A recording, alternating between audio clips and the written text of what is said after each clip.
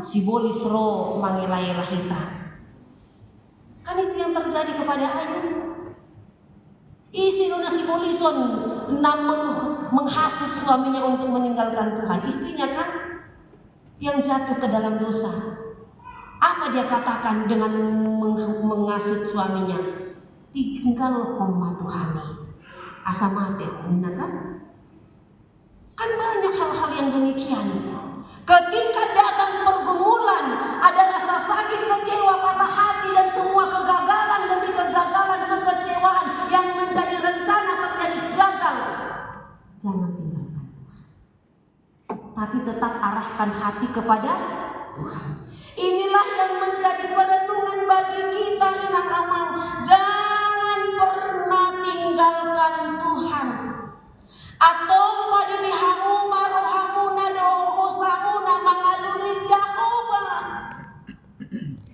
Ondo tong nadidosin David mandok saitong do mangarana mataku do Pak Jakoba. Sian dia doro parupion yang kotwa. Dasian Jakoba sitopalani dotan kan begitu. Harusnya ini yang kita miliki. Harus selalu mengarahkan hati kepada Tuhan. Dan kemudian dalam realita yang kedua, kita mungkin bisa jatuh ke dalam dosa karena kita terlalu sibuk dengan mengaradoti holan akan sari-sari marhite sere dohok perak. Ada banyak orang ketika masih ekonominya pas-pasan, dia rajin tuh pertanyaan, rajin tuh persekutuan, rajin tuh permingguan. Alai lam nakok ma akad jabatan doh akad perekonomian, dan adong be partikian mar parsauran naudi. Itu kan? Semakin sibuk dengan bisnis sana, bisnis sini, rapat sana, rapat sini, kumpul sana, kumpul sini. Tidak ada waktu. Alai Tuhan nebata di bagasan Yesus Kristus mamudai hita halak Kristen. Kita harus selalu mengarahkan hati kita, pandangan kita kepada Tuhan. Ida makana diajari Tuhan Yesus mandokon saya jumolo malului hamu harajau nebata dohot ikorana asa tambah honor nama aka onden Tuhan. Orang yang mengutamakan Tuhan, terus berapa jam rupanya kita yang beribadah? Toh di berbagai gereja di tempat kita sudah banyak kok jam-jam gereja kan? Kayak di tempat kita ini ada 4 kali teh, 5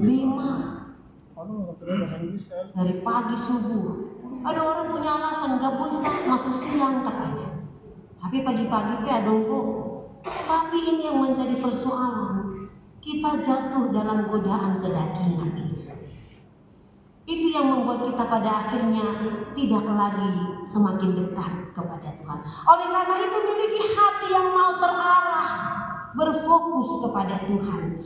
Dan kemudian firman Tuhan mengarahkan kita supaya apapun yang menjadi pergumulan, tantangan dan godaan, ini yang Tuhan inginkan. Berkomitmen dan bekerjalah. Idoman kana monotabere nakingan biaya 10 B di bagian terakhir. Tolehehe maho jala ulahon. Sai donganan ni Jahoba. Hehe maho jala ulahon. Mantapkan langkah, bertindaklah, bangunlah, bekerjalah. Lakukan yang terbaik. Amanginan, ini yang Daud lakukan untuk mempersiapkan anaknya dalam roda kepemimpinan berikutnya. Daud menyiapkan, Daud mendoakan, dan Daud menyuruh supaya bangkit dan bekerja. Tidak ada yang boleh pasif atau vakum, tetapi bangkit, bekerja, mantapkan langkah. Dan firman Tuhan mengatakan, sebab kamu sendiri tahu bagaimana kamu harus mengikuti teladan kami, karena kami tidak lalai bekerja di antara kamu. tidak makan roti orang dengan percuma, tetapi kami berusaha dan berjerih payah siang dan malam, supaya jangan menjadi beban bagi siapapun. Ya, inilah yang menjadi perenungan. Mungkin kita punya banyak tekanan-tekanan, pergumulan-pergumulan. Tapi ketika kita mengarahkan pandangan hati yang tertuju kepada Tuhan, ukuran kemapanan bukan ukuran manusia, tetapi bagaimana kita mau mengarahkan hidup kepada Tuhan. Mantapkan langkah dan bekerjalah, lakukan yang terbaik. Dan kemudian firman Tuhan mengajari kita bahwa kerajaan Allah adalah tujuan hidup kita. Dan tujuan hidup kita dalam hidup di dunia adalah untuk memuliakan nama Tuhan. Amang Inan bicara soal bait Allah, kemuliaan dan kekudusannya. Menurut Daud, semua itu dicurahkan lewat karya besar bangunan dan kemewahan serta kemegahan. Ini rancangan Daud. Daud ingin memuliakan nama Tuhan dengan pembangunan bait Allah. Tapi berikutnya, bait Allah yang kudus bukan lagi karena cita-cita Daud dan kemegahan bangunan, tetapi karena sang anak Daud, yaitu Mesias, telah membuka tabir jalan kepada kekudusan Allah lewat sengsara Yesus Kristus. Kenapa? Karena bait Allah yang ada di dunia sudah hancur dan dirobohkan berulang dengan kejatuhan Israel ke Babilonia. Yerusalem, bait Allah hancur. Dan kemudian dibangun kembali direnovasi oleh Herodes, tetapi di tahun 70 dihancurkan oleh Romawi. Bangunan hancur. Tetapi Yesus merombak bait itu dengan membangunnya dalam 3 hari. Melalui apa? Kesengsaraan, kematian dan kebangkitan Yesus Kristus. Dan arah hidup kita memuliakan Tuhan bukan lagi soal gedungnya, bukan soal gedung yang mewah, tetapi soal bagaimana kita mengarahkan hidup kita kepada Yesus Kristus. Karena kita ini adalah milik kepunyaan Allah, warga kerajaan sorga. Oleh karena itu, mari selalu hidup di dalam cinta akan Tuhan. Kiblat kita bukan soal lagi tentang Yerusalem. Kiblat kita bukan soal lagi tentang bait Allah, tetapi kiblat kita, arah kita adalah kepada Yesus Kristus. Dialah yang menjadi bangunan yang tidak pernah diruntuhkan, bisa diruntuhkan oleh kuasa dunia. Oleh karena itu, miliki hati yang selalu cinta akan Tuhan. Dengan semakin hari kita cinta akan Tuhan, kita semakin hari rindu akan sabda kebenaran firman-Nya. Orang yang mencintai Tuhan adalah orang yang mencintai persekutuan. Dalam cinta persekutuan tentunya akan hidup saling empati, peduli satu dengan yang lain. Inilah yang ditegaskan kalau kita baca tadi dalam surat Heber.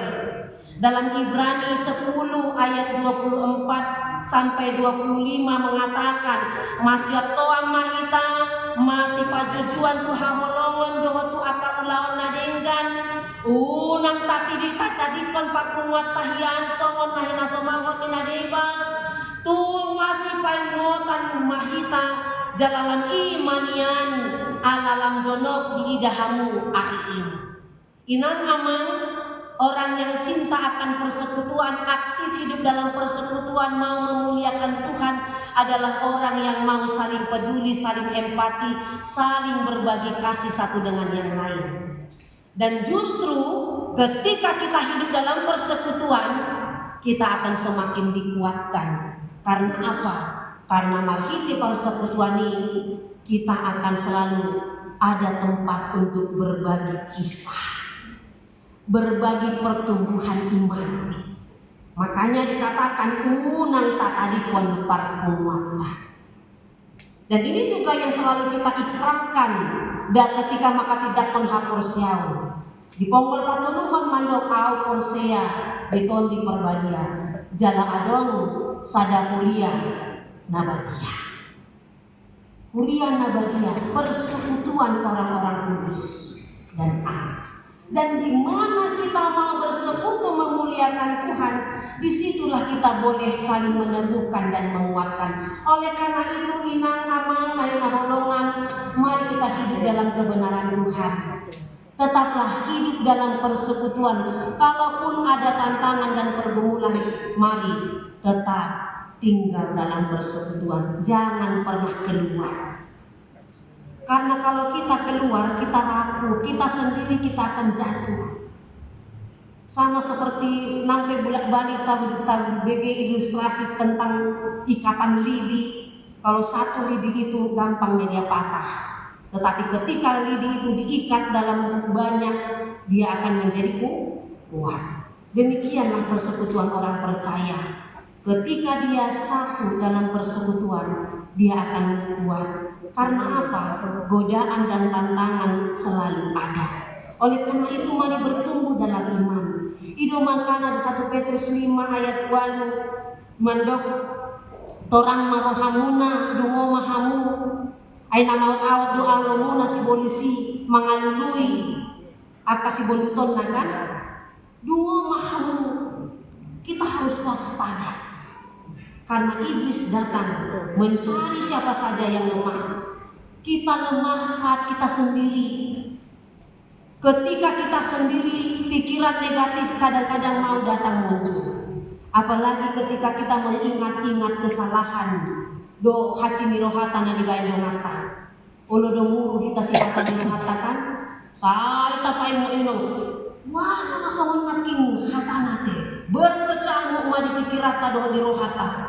Gabe tubuh ma kita gabe muruk dan berencana ingin membalas. Maka inilah yang Tuhan inginkan. Tetaplah tinggal dalam persekutuan. Bertumbuhlah dalam iman yang semakin kuat.